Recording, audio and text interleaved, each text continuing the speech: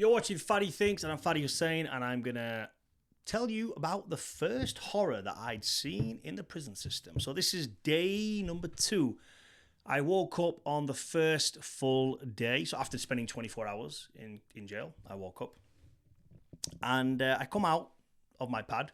And again, like I said, I mentioned in the videos, it's an American prison, so there's only two floors. There's 2 landings, not your traditional UK billet kind of jails. If you've ever seen it in the UK movies, this is American style. And I believe there's only like 1 or 2 jails in the whole of the UK that are built this particular way. Who knows why? Maybe because the Americans love investing in prisons. Something to do with that. Anyway, so as I walked out, I looked to the left and I'd seen a load of commotion, loads of people congregating outside the corner pad right on the far end. So I seen a few guys that I recognized. I'm like, yeah, what's going on? How you doing, man? You all right? Yeah, what did you get? You know, you start talking to guys. What's going on down there? So I don't know. As far as I know, this might be a normal thing. So they're like, no, something happened. I said, okay, let's go. Let's take a little walk. So I've walked down, moving around, getting my head into the crowd, see what's going on. I said, yo, what's going on? And someone said, yo, a kid hung himself last night. Okay, so that's what's going on. So the door was open. And there was a screw, which is a prison guard officer. If you ever hear me say screw, it means he's a prison officer. Sat bang outside the pad with his chair looking in. So he's like, this kid, I'm assuming, was on like a suicide watch now. So I was intrigued just as everybody else. And there's nothing else to do in there. And we're already nosy people, aren't we? So I thought, let me have a little look, see what's going on. So I walked down to the edge. I peeped over the shoulder of the screw. And I was in a bit of shock, to be honest with you. I've never seen anything like this. So if you've ever seen anyone hang themselves, it's pretty shocking what happens.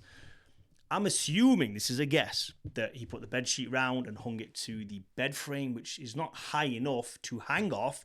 But I'm assuming you can, I don't know how you do it. I don't know. Maybe he just leaned into it, passed out, and then let gravity do the rest. I don't know. Would have been a very slow, hard process. I mean, would you feel that? Would you wake up? Anyway.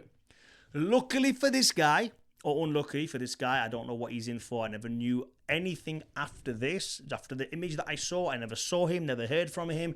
Who knows what happened to this chap or what he was even in for? We'll never know the end of that story. Unless he watches this and said, hey, it was me.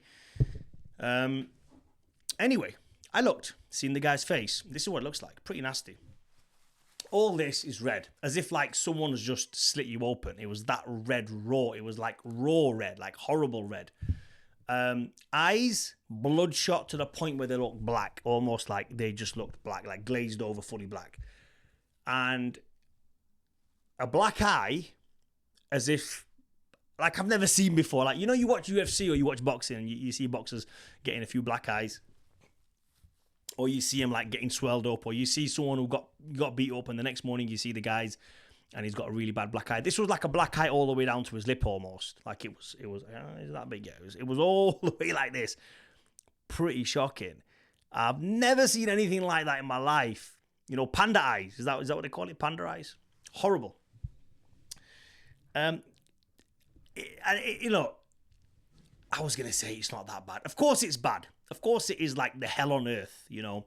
I had entered a little bit of a hell in the sense. But there's something crazy about it, or there's something very weird about seeing something that raw up front. It does put the fear of God in you a little bit. You do appreciate where you are as well.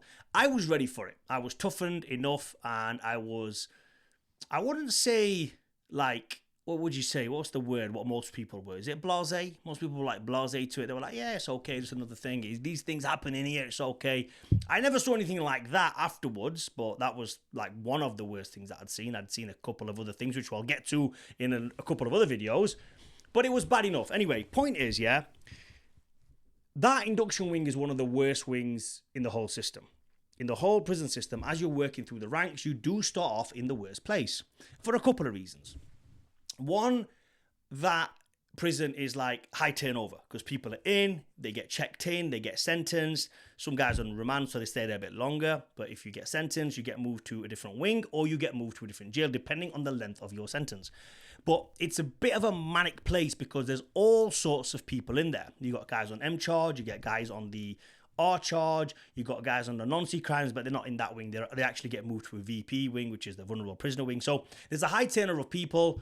The rooms are absolutely disgusting. The TV remotes are missing. The TVs are broken. It stinks as shit. The walls are nasty. The bedding's nasty. Everything in there is a pile of shit. It is literally hell on earth. And the good thing about it is it only gets better from there. So when you move on through the ranks, ultimately you can move to open conditions, but you slowly move on. You can get your own pad. You start living with people that are a little bit more cleaner, people that have been in the system a long time. People are more respectful with each other. There's less fights. There's less arguments. I mean, there's always a little bit of arguments. You can start cooking your own food a little bit, and people respect the cooking equipment. People respect the floor. On this wing, it's absolutely trashy because the cleaner is here today, gone tomorrow.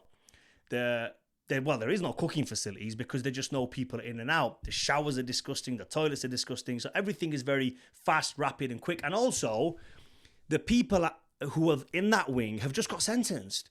So their heads are all over the place. It's not everyone that can come in and be like, you know what? I'm going to do my time. I'm going to do my sentence and I'm going to get on with it. Don't get me wrong. There is about 90% of the prisoners that are like, you know what? I'm getting on with shit. This is what happened. We'll go for it. So I'm not like an anomaly, whereas like I'm walking around all high and mighty. No. There's a lot of guys like me that will just get on with it. How are they feeling on the inside? I don't know. We'll have to speak to that person's mental state to know exactly what the guy felt like. But for me, I was okay. But the other thing as well, there's loads of smackheads on it, loads of spice heads. I mean, they're knocking on your door every 2 minutes. Oh, can you get some whiteners? Can I get some tea bags?